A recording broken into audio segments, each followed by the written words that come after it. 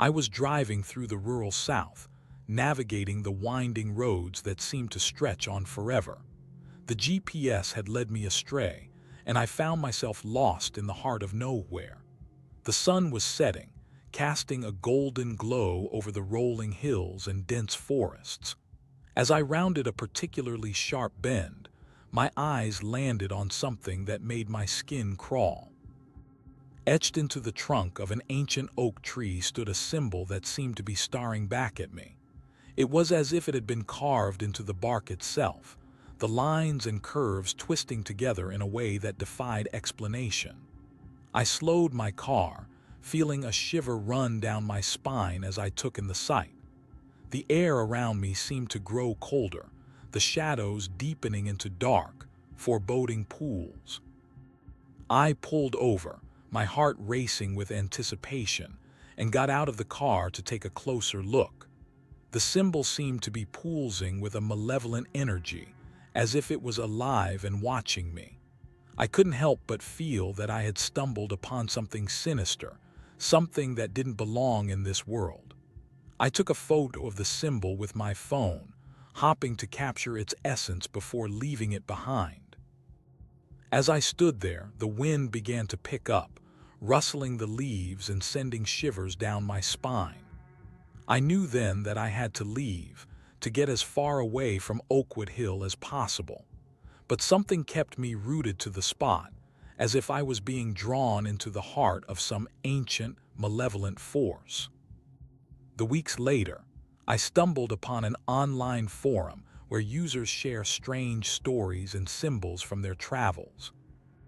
A user named Rural Wanderer shared a link to his Reddit post detailing the symbol on Oakwood Hill. The community was skeptical at first, but soon, more users started sharing similar stories of eerie symbols in rural areas. One user, who went by the handle Southern Sleuth, claimed to have seen the same symbol on an old barn in a nearby town. Another user, Cannibal, shared a story about finding a similar symbol etched into the bark of a tree near an abandoned asylum. The more I read, the more I became convinced that there was something sinister going on in these rural areas. The symbols seemed to be connected, and I couldn't shake the feeling that they were trying to tell me something. I started to feel a sense of unease, as if I had stumbled upon something much larger than myself. I began to research the history of Oakwood Hill, hoping to find some answers. What I found was disturbing. The hill had been the site of several gruesome murders in the 19th century, and the symbol seemed to be linked to one of the most infamous cases. A local legend claimed that a group of locals had discovered a ritualistic cult operating on the hill, and that they had been met with brutal violence by the cult members. I couldn't help but wonder if this was connected to the symbol I saw on Oakwood Hill. As I delved deeper into the research, I started to feel like I was being watched. The wind seemed to be picking up, rustling the leaves and sending shivers down my spine. I knew then that I had to get out of there, but a part of me was drawn to the mystery, like a moth to a flame. As more users share their experiences, a few begin to notice an unsettling connection between the symbols and a series of gruesome murders committed by Jeff the Killer in the late 1970s. They research Jeff's history and discover that he was known for his brutal cannibalistic practices in rural Alabama. The more I read, the more I became convinced that there was a dark thread connecting these seemingly unrelated events. I started to feel a sense of unease, as if I had stumbled upon something much larger than myself. I began to wonder if the symbol on Oakwood Hill was somehow linked to Jeff's activities, or if it was just a coincidence. But the more I dug, the more I found evidence to suggest that there was a connection. The symbols seemed to be popping up everywhere, each one etched into the bark of a tree in a rural area. It was as if someone or something was trying to tell me a story. I started to feel like I was being pulled into a nightmare world, where the lines between reality and myth blurred. I knew then that I had to keep researching, but a part of me was terrified of what I might find. The wind howled through the trees, sending shivers down my spine. I knew I had to get out of there, but my curiosity kept me rooted to the spot. I took a deep breath and continued my research, determined to uncover the truth behind the symbols and the sinister force that seemed to be driving them. The Reddit community becomes increasingly obsessed with the symbol on Oakwood Hill, researching its possible connection to Jeff the Killer and Southern Cannibal lore. Some users start to experience strange occurrences, disembodied whispers, faint noises in the woods, vivid nightmares. I couldn't shake the feeling that I was being pulled into a world of madness, where the lines between reality and myth blurred. The symbols seemed to be everywhere, etched into my mind like a branding iron. I started to feel like I was trapped in a never-ending nightmare, with no escape from the horrors that lurked in the shadows. The wind howled through the trees, sending shivers down my spine.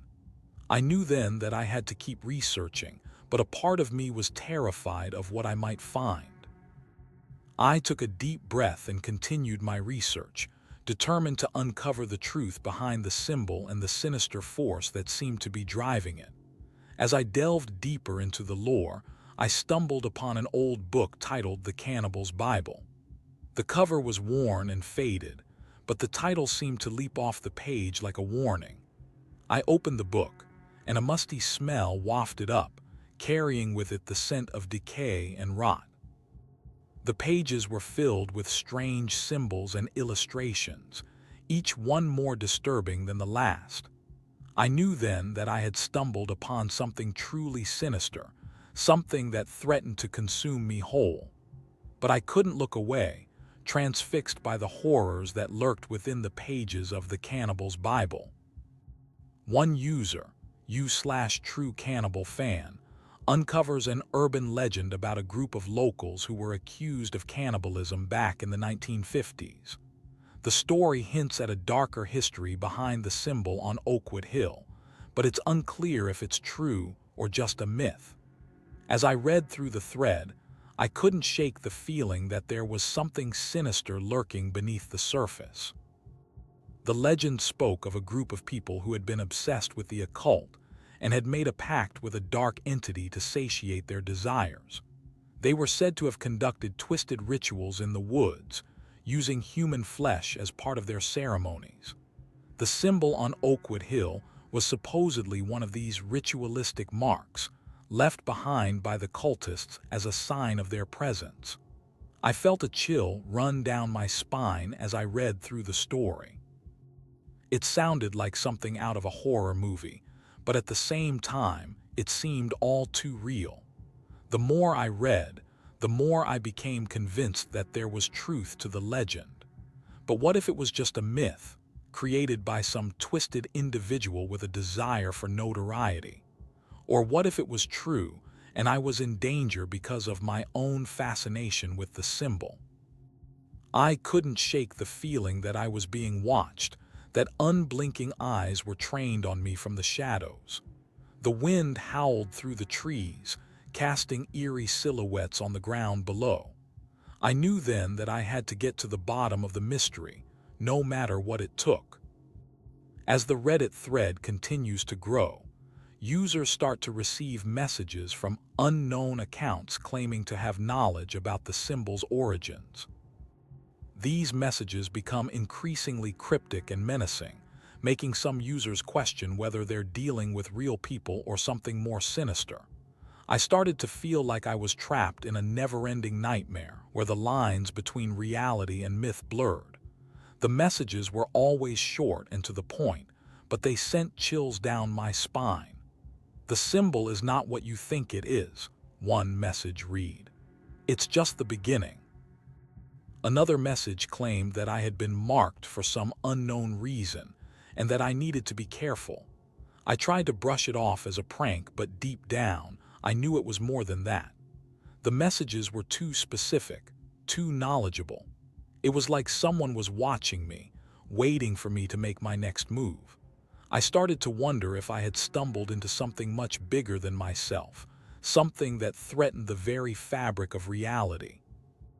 And then there were the whispers, whispers in the dark, whispers in the wind, whispers that seemed to come from nowhere and everywhere at the same time.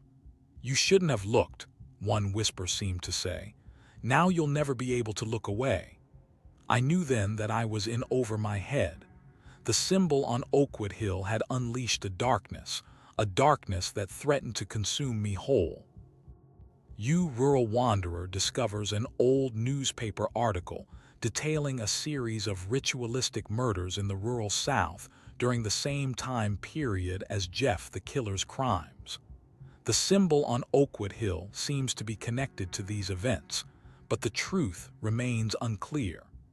As I read through the article, I couldn't shake the feeling that I was reading about my own life. The dates matched, the locations were similar, and the descriptions of the victims seemed eerily familiar.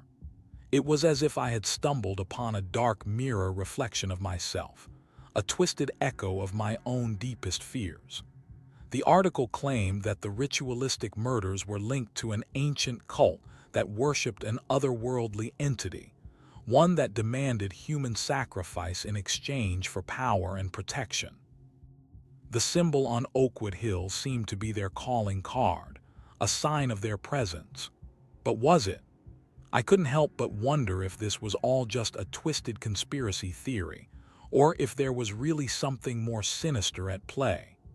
The article mentioned a series of cryptic letters and messages that were sent to the police department at the time, messages that seemed to point to the cult's existence.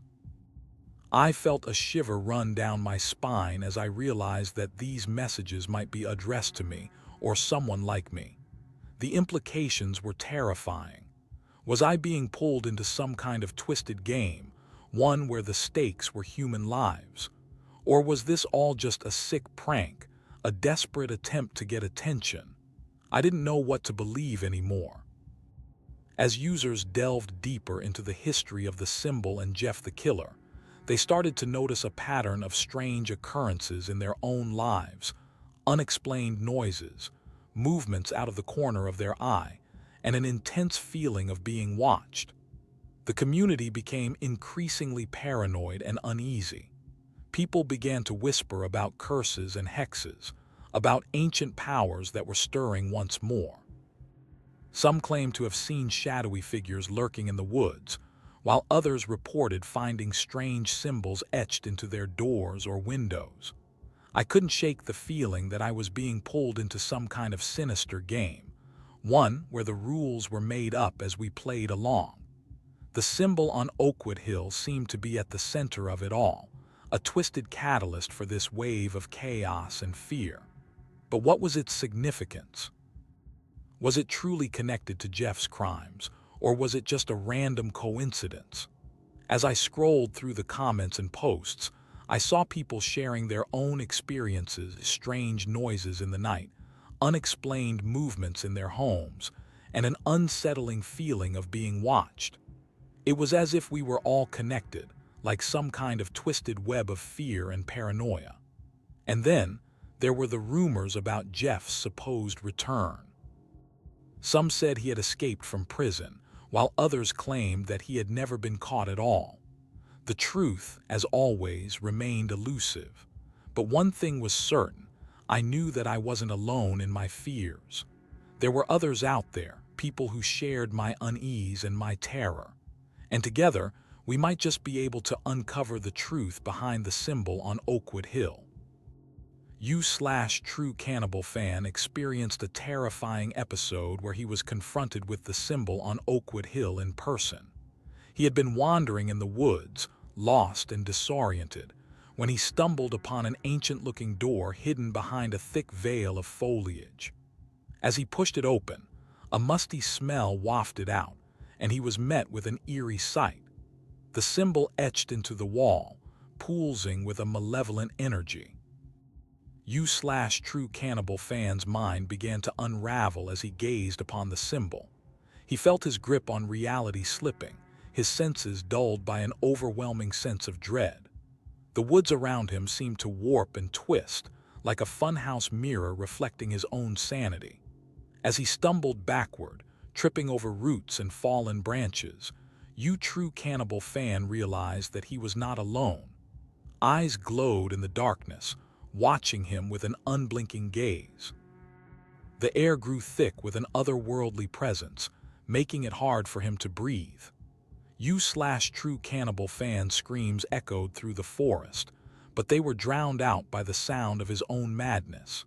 He stumbled, fell, and lay there, paralyzed by fear, as the symbol on Oakwood Hill seemed to come alive, its pulsing energy coursing through his veins like a poison. The community was left stunned and disturbed by true Cannibal fan's account. Some questioned whether it was just a prank or a genuine descent into madness. But one thing was certain: the symbol on Oakwood Hill had claimed another victim, and its power seemed to be growing stronger by the day. As the Reddit thread continues to spiral out of control, users start to uncover more disturbing facts about Jeff the Killer and the symbol on Oakwood Hill. They learn that the symbol was used in human sacrifices, and that it's said to grant dark powers to those who possess it. True Cannibal fans' experience had been just a whisper in the wind, but now it seemed like the tip of the iceberg.